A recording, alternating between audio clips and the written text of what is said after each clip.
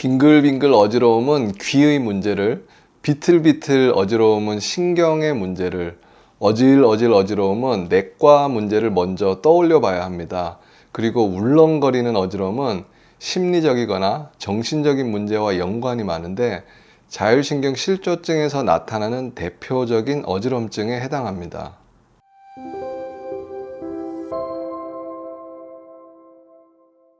어지러움증의 원인은 무엇일까요? 일반적으로는 이 귀나 뇌, 내과적인 문제 또는 심리적인 문제가 대표적인 원인이 될 수 있습니다. 이 영상을 보시는 여러분이 될 수도 있고 또는 여러분의 가족이나 지인이 될 수도 있지만 어지러움으로 고생하는 분들이 생각보다 주변에 많이 있습니다.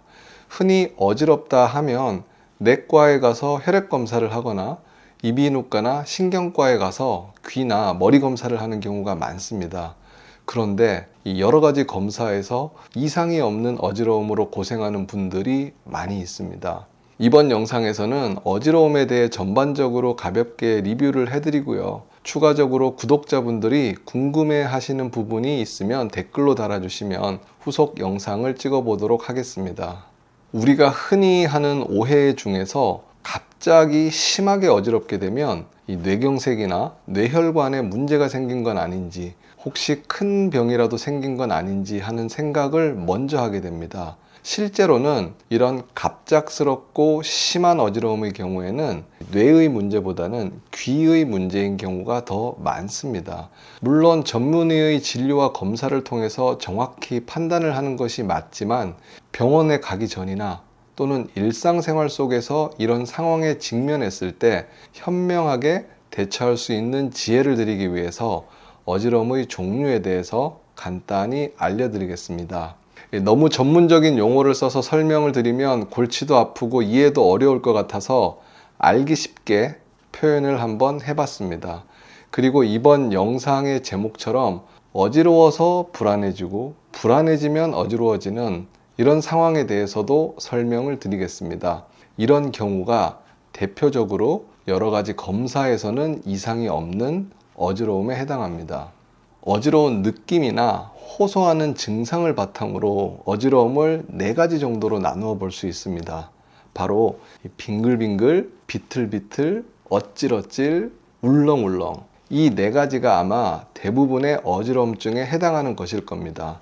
이 각각에 대해서 간단히 설명을 드려보겠습니다. 먼저 빙글빙글 어지러움은 현훈이라고 표현을 합니다. 이 빙글빙글 도는 느낌의 회전성 어지럼증입니다. 이석증이나 전정신경염, 메니에르병 등의 귀에 문제가 있을 때 잘 발생하는 어지럼증인데요.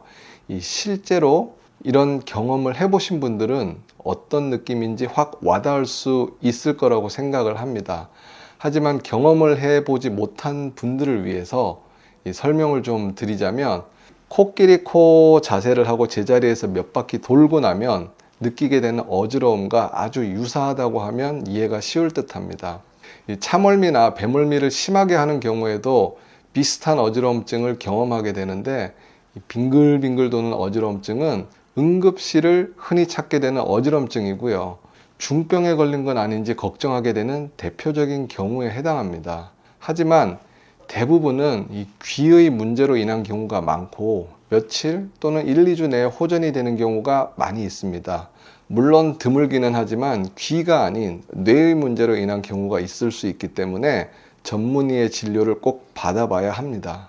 두 번째로 비틀비틀하는 어지럼증이 있습니다. 앉아있거나 누워있을 때는 괜찮은데 서거나 걸을 때 중심을 잡지 못하고 비틀비틀 거리거나 술에 취한 것처럼 휘청휘청하는 등의 어지럼증을 말합니다. 이처럼 균형장애를 동반한 어지럼증은 귀에 의한 말초성 어지럼증보다는 이 중추성 어지럼증을 의심케 하는 증상입니다. 이 중추성이라고 하는 것은 뇌나 척수의 문제를 의미하는데요. 이 중추에서도 혈관이 막히거나 터지는 혈관 질환의 경우에는 급작스럽게 어지럼증이 나타나지만 종양이나 기형 등의 경우에는 몇 주에서 몇 개월에 걸쳐서 서서히 어지럼증이 악화되는 경향이 있습니다. 또한 어지럼증을 느끼는 정도에 비해서 이 균형 장애가 심해서 제대로 걸을 수 없는 경우에도 뇌에서 온 어지럼증이 아닌지 꼭 의심해 봐야 합니다. 그리고 이 단순한 어지럼증으로 시작은 되지만 감각이 이상하거나 편마비가 있거나 복시가 생기거나 원어장애 등이 동반될 수도 있기 때문에 이런 증상이 있을 때는 꼭 중추성 어지럼증에 대한 감별 진단이 필요합니다. 이 비틀비틀하는 어지럼증은 빙글빙글거리는 어지럼증보다 어지럼증의 정도는 덜 하지만 꼭 한 번쯤은 뇌 검사를 해봐야 한다고 생각하시면 좋을 것 같습니다. 세 번째로 어찔어찔한 어지럼증이 있습니다. 눈앞이 하얗게 질린다, 또는 깜깜해진다, 또는 아득해지면서 쓰러질 것 같다는 느낌이 드는 어지럼증을 표현하는 말입니다. 빙글빙글 어지러운 현웅과는 달리 주변이 빙글빙글 돈다는 느낌은 받지 않습니다.